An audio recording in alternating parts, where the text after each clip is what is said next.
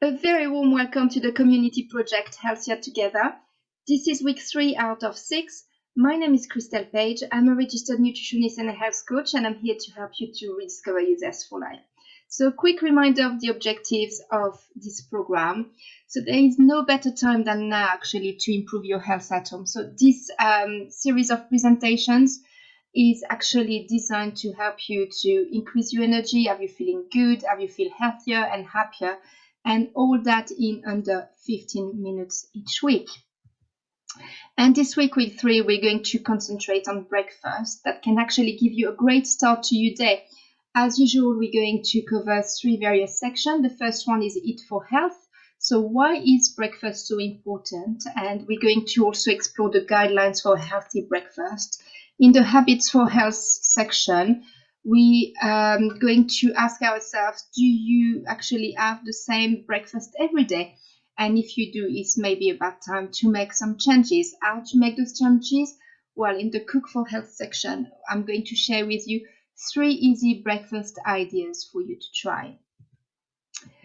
So why is breakfast so important? So there is a large and growing body of scientific research and evidence that supports the claim that breakfast is actually a really important meal. But the first thing to note is actually the impact of not eating something at the start of the day. So for instance, there's a research in the US that has reported a 27% increase in coronary heart disease amongst men who failed to eat a meal at the start of the day. And for our school children, we know that if they do not eat breakfast in the morning, they will find it really hard to concentrate. So skipping breakfast has been documented actually to have a negative impact on cognitive performance. But funnily enough, results from a study in Finland suggest that eggs can enhance cognitive performance, especially in middle-aged men. So I understand that some of you might not like breakfast or don't like to eat breakfast, skip it maybe. So what you're going to do is actually a form of intermittent fasting, which by which you actually extended your overnight fast. So breakfast is to break your overnight fast. So for instance, your last meal might be at 8 o'clock in the evening, and you might not eat something until noon the next day. So to be considered as overnight fast, you can only have water, coffee or tea, but no milk and no sugar with your tea or coffee. So there are exceptions actually to for some people to have breakfast. So if you don't like it or if it's not for you, that's absolutely fine. But intermittent fasting is not actually suitable for children and teenagers. In some adults, there's some research that actually it can be really beneficial for weight loss. So we're going to take a quick quiz. Are you getting the most from your breakfast? So let's go through those 8 questions and see how many you can say yes to. So do you often skip breakfast? Do you have the same breakfast every day? Is your breakfast mostly beige colored? So that's your cereal, toast, or bagel, for instance. Do you have a range of branded breakfast cereals in your cupboard? Do you feel hungry within an hour of eating breakfast and consequently you're going to reach out for something to eat mid-morning? Do you rely on multiple cups of coffee or tea to get you through the morning, so either for energy or to fill you up? Do you often have cravings mid-morning, so reaching out for the snacks again, or maybe the coffee or the tea? Do you find it difficult to concentrate and often think about food? So how many of those apply to you? So if you said yes to 3 or more, you can definitely improve your breakfast. So in 2019, there was a fun survey done by a hotel group, and they surveyed 2,000 people.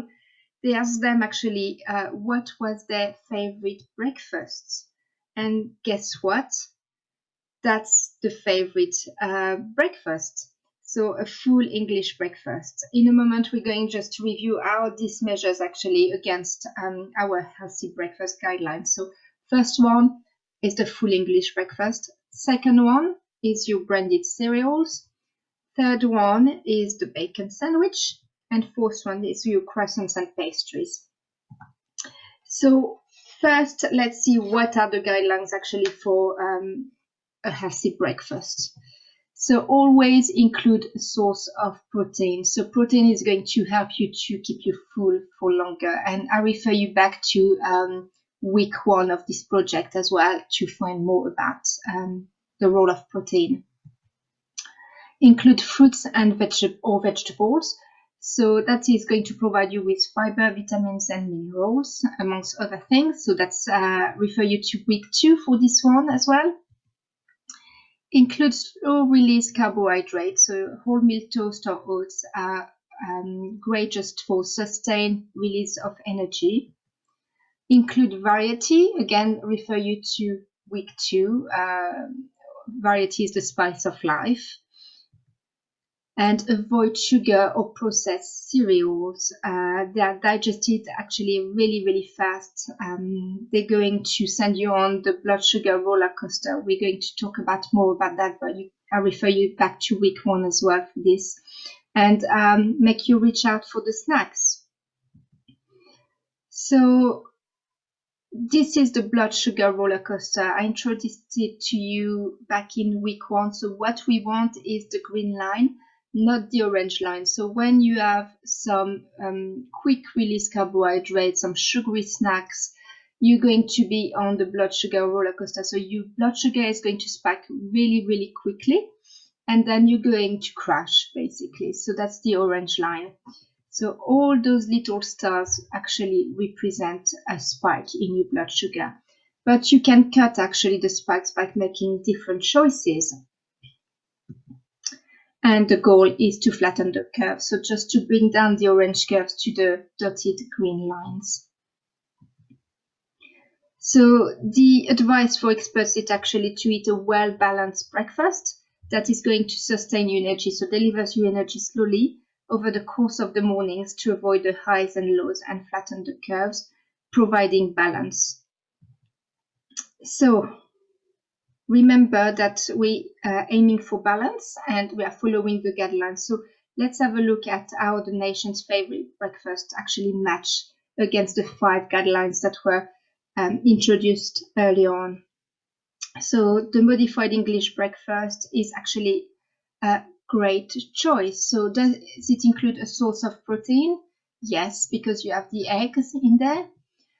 Fruit or vegetables? Well, you have the tomatoes, the mushrooms, and beans as well, just are considered as a plant food. Slow release carbohydrates. So yes, you have the beans, and you could have a piece of wholemeal toast, for instance, as well. Does it include variety? Well, there's quite a lot of different foods on that plate, so providing all different nutrients, vitamins, and minerals. Not processed? Well, yes and no. To some extent, the bacon is processed, but there's no sausage on here, so it's not completely bad.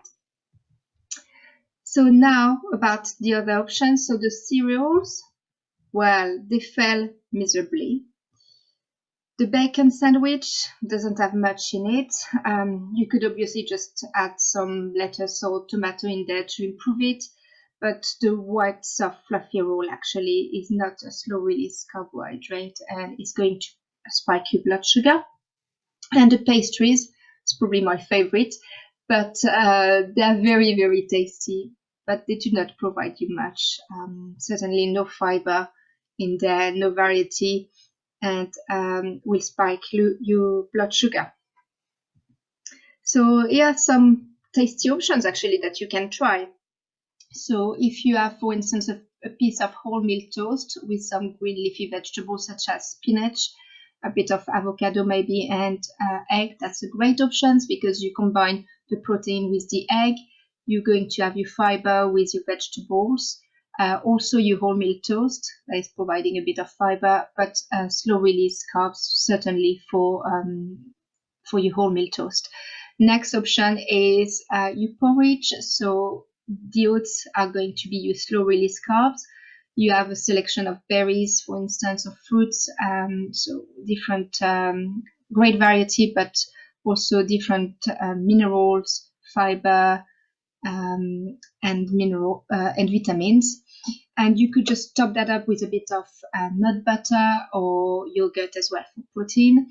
And the last one is a piece of wholemeal toast with some avocado, feta, and pomegranate seeds. So again, you're going to have your slow release carbs with the piece of wholemeal toast, your protein with the feta, and then you have the fiber with the avocado and the pomegranate.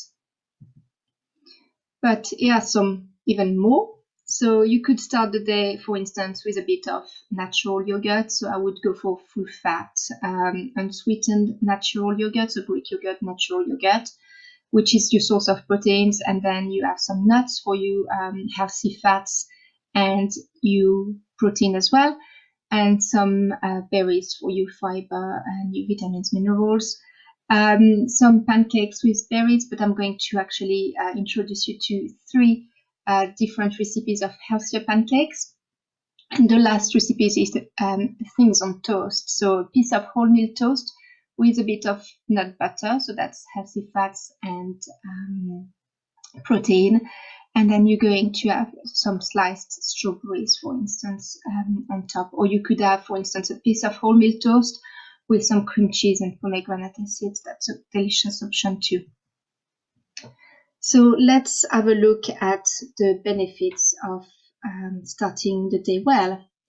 Well, you're going to feel happier, satisfied and full of energy, and maybe able to concentrate a bit more as well. So you're not going to feel distracted by your cravings and your dips in energy during the day. So there are lots and lots of strategies to achieve consistent energy throughout the day, but starting the day with a great breakfast choice is actually one of them. So as I mentioned, that's the 3 breakfast options. So one is the overnight oats. So it's great because you just prepare them the night before, you leave them in the fridge overnight, and it's ready for you the next morning. So you can just choose a base of slow release carbs, so such as oats, then add some protein. So you could have some Greek yogurt or nuts or seeds in there, and then you variety of fruits or fruits as toppings.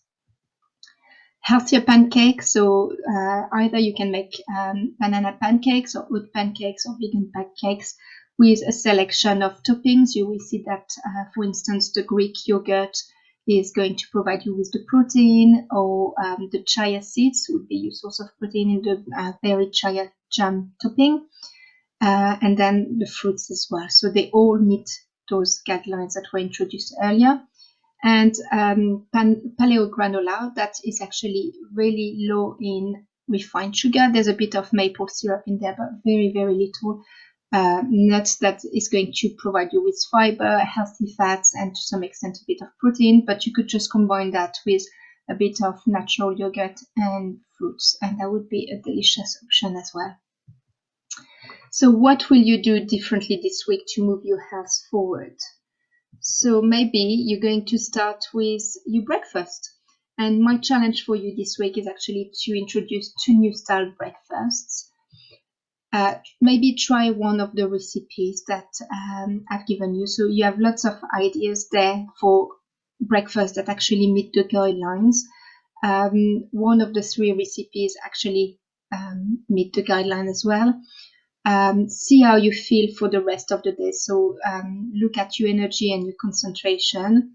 So just changing your breakfast actually can provide you with a great start to your day. So I've included some useful free resources for you here. So if you go on the BBC Good Food Healthy Breakfast website, you can find some recipes, and the Jamie Oliver Healthy Breakfast Ideas on his website as well. You have my contact details here if you have any questions. So next week, same place, same time, and we're going to introduce what makes a balanced plate, and also introduce the concept of easy to assemble family-friendly dinners. So there will be, for instance, tray bakes and stir fries that actually don't require you to spend hours in the kitchen. So I hope that you enjoy this week. Have a great week. Bye.